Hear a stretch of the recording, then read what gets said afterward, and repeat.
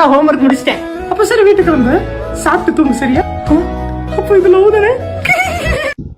யாரு கல்யாணம்? உங்க டியூஷன் அக்கா கல்யாணம்.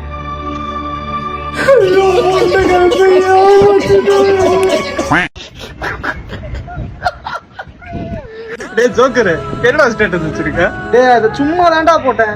சரி சரி நான் கட் பண்றேன். சிரிப்பா இருக்கிறத பார்த்தா அவ்வளவு சிரிப்பா இருக்கு.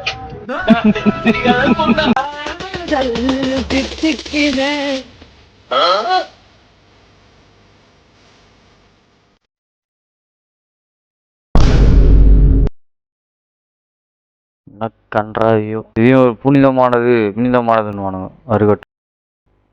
எப்படா உன்னால நிம்மதியா சோறு திங்க முடியுது? பயமா இருக்குதுடா தம்பி. நான் பாட்டுன்னு வீட்டுல சும்மா உட்காந்து படம் தானே பார்த்துருந்தேன். இவன் தானே வெள்ளிக்கிழமை வெளியே சாப்பிட்டா நல்லா இருக்கும். இல்லைன்னா நான் வந்திருக்கவே மாட்டேன். இவனால தானே நான் வந்தனே. தம்பி ஏதாச்சும் வேணுமான்னு கேட்க வந்தேன்ப்பா.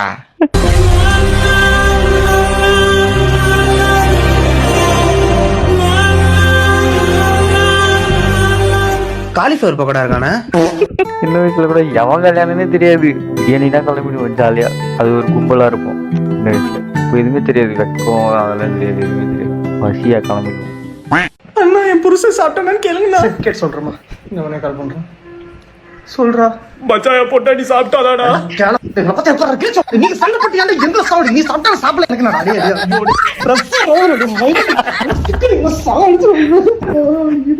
எனக்கு எந்த பொண்ணு கல்யாணம் பண்ணி பிடிக்கல. எனக்கு அப்பதான் எது ஒரு தடவை பாருடா.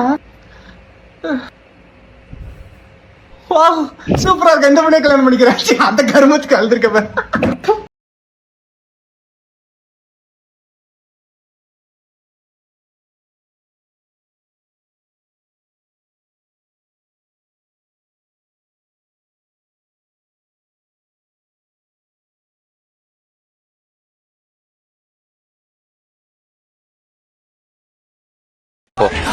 டிவிக்கு எல்லாம் கான்வர்சேஷன் போற சாவடிச்சிருவேன் நானு. அரசியலே கிடையாது அது. அது இன்ஃப்ளூயன்சர் மார்க்கெட்டிங். ப்ரோ அது கீழே பிரஸ் பண்ணுங்க ப்ரோ.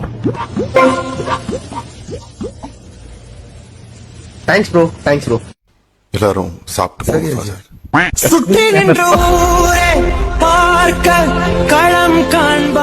கக்கூஸ்ல என்னத்த சாப்பிட்டு போ சொல்றான்.